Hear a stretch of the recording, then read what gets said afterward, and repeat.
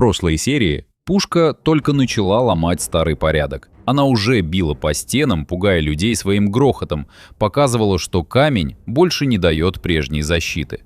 Но для настоящей осады массовая пушка была слишком слабой. Стена толщиной в несколько метров не сдается от первого удара. Хорошо сложенные стены не сдаются и от 10-го. Видя это, перед мастерами встал простой вопрос. Маленькая пушка не справляется. Что будет, если сделать ее огромной? Так началась местами безумная история осадной пушки.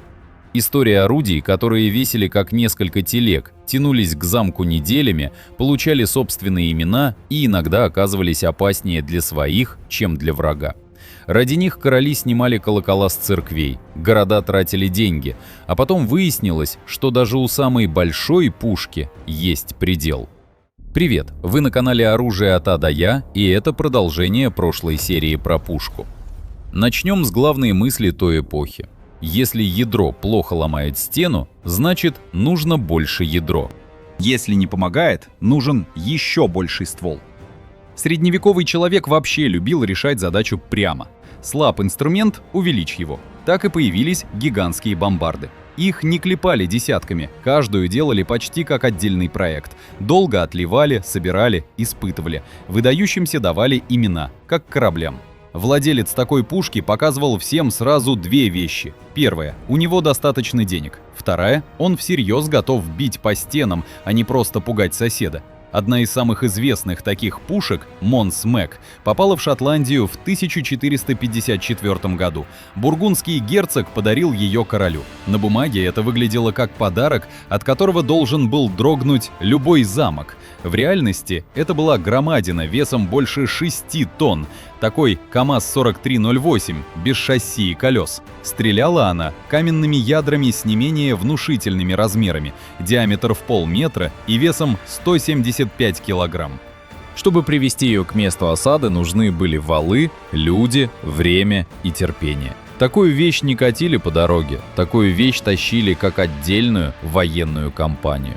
И все же для короля подобная пушка была мечтой. Он смотрел на нее и видел силу. Возможность говорить с замком без переговоров. Оружие, отличающее правителя от барона. У гигантских бомбард была одна неприятная черта. Они ломали не только стены. Через несколько лет в Шотландии произошла история, которая хорошо показывает цену этой силы.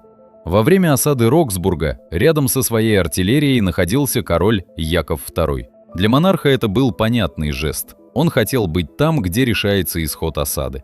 Хотел лично видеть, как его пушки делают то, ради чего их везли через полстраны.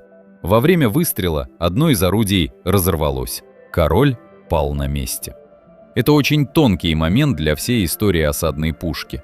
Оружие, которое должно было сделать власть сильнее, вдруг убивает самого правителя, демонстрируя предел прочности. Такие истории хорошо снимают романтику с ранней артиллерии. Гигантская бомбарда выглядела грозно, но внутри это было все еще очень неудобное, тяжелое и ненадежное оружие. Города тоже подхватили эту моду. В Генте отлили громадную пушку, которую назвали «Дюллегрид» – «Бешеная Марго». Почти 5 метров длины, ствол такой, что рядом с ним человек чувствовал себя мелким. Но самое интересное в этой пушке не размер, самое интересное то, что стреляла она редко. Причина простая – перевести такую махину было мучением, подготовить к стрельбе тоже.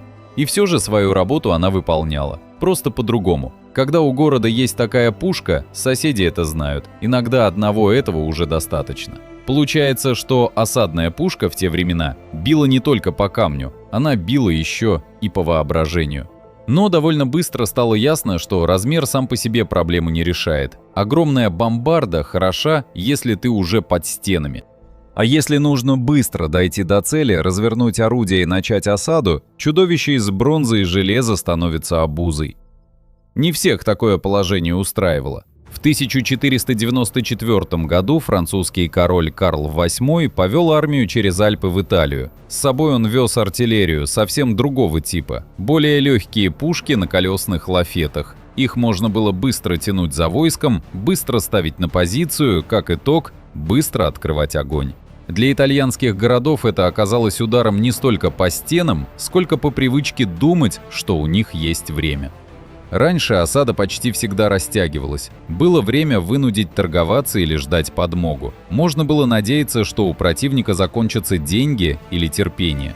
Французы забрали это время. Они приходили быстрее, чем люди в городах успевали перестроиться. Один город за другим сдавался куда раньше, чем от него этого ждали.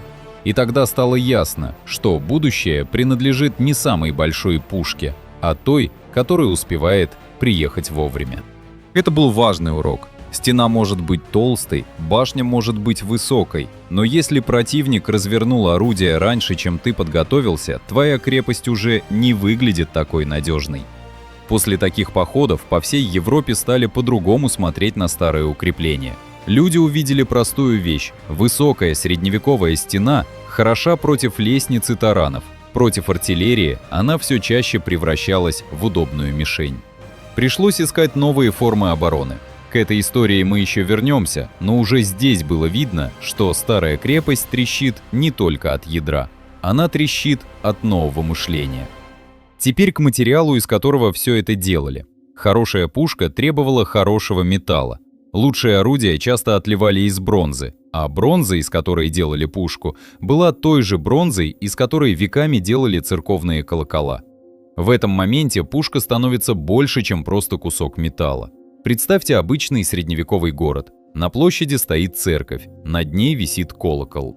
Он звучал по праздникам, собирал людей на службу, в целом являлся неотъемлемой частью их города. Для горожан это был не кусок металла, это был голос их жизни. А потом приходил приказ сверху. Королю нужна бронза. Для правителя в такой момент выбор выглядел жестко, но просто. Война уже идет. Замки сопротивляются. Пушки нужны сейчас, а не когда-нибудь потом. Руду еще надо добыть, привезти, очистить. Колокол уже висит готовый. В нем уже есть нужный сплав. Это, считай, готовый ствол, только в другой форме. Для людей внизу все выглядело иначе. Представь, на колокольне поднялись мастера, солдаты, завели канаты, начали опускать вниз. На площади собралась толпа. Каждый испытывает свои чувства. Кто-то злится, кто-то молчит. Кто-то понимает, что без пушки город сам однажды может оказаться под ударом. Никто при этом не остался безучастным, так как это был не просто колокол, а частичка каждого жителя. Даже если люди принимали это разумом, сердцем они видели другое. Вчера этот колокол созывал их на молитву, а уже через несколько недель тот же металл будет греметь у чьей-то стены. Каждый из них относился к колоколу по-своему. Так, для литейщика это бронза. Король видел в нем военный ресурс. Простой человек испытывал пустоту, исчез привычный ему голос. Такие сцены и показывают, как глубоко артиллерия вошла в жизнь той эпохи. Она вытаскивала войны из крепостей, полей прямо в сердце города, затрагивая всех и каждого. Теперь перенесемся на восток, туда, где осадная пушка встретилась с другой старой идеей и дала ей новую силу. 1552 год, Казань. Московские войска уже не раз пытались взять этот город и уходили ни с чем. Казань стояла крепко. Высокие стены, выгодное положение, опыт обороны. Обычный штурм здесь обещал много потерь и мало пользы. На этот раз Иван Грозный пришел основательно подготовившись. Привел артиллерию. Вместе с пушками привез и людей, которые умели воевать под землей. Летописи упоминают среди них иноземного мастера, которого называли «размыслом». Было ли это его имя, прозвище или старое обозначение инженера, историки спорят до сих пор.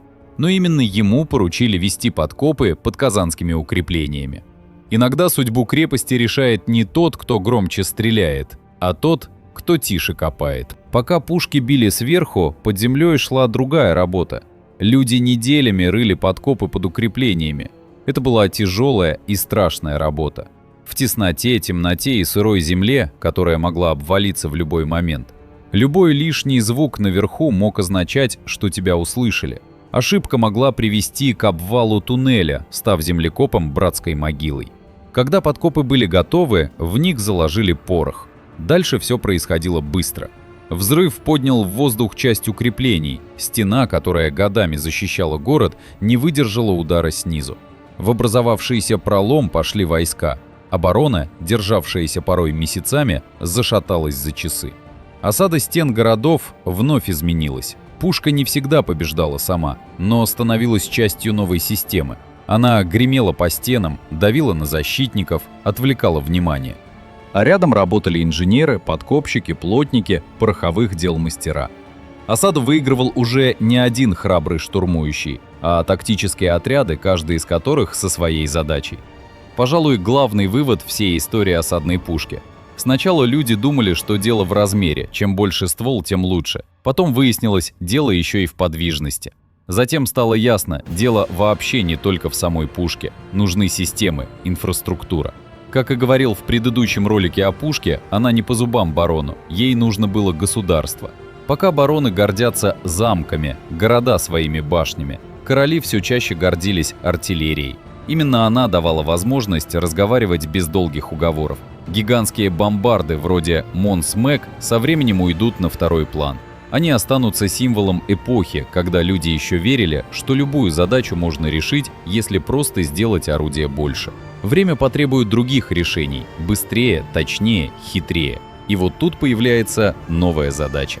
Люди уже поняли, что старые стены не спасают так, как раньше. Они начали строить иначе. Крепости стали ниже, толще, часть камня спрятали за землей, и пушка, которая только недавно научилась ломать стены, снова встретила стену, которую было непросто взять. И тогда перед инженерами встал новый вопрос – как пробить стену, которая уже готова к пушкам? Кто-то задумался, что если стену вообще не нужно пробивать, но это уже тема следующего ролика. Подпишись, тут интересное об оружии.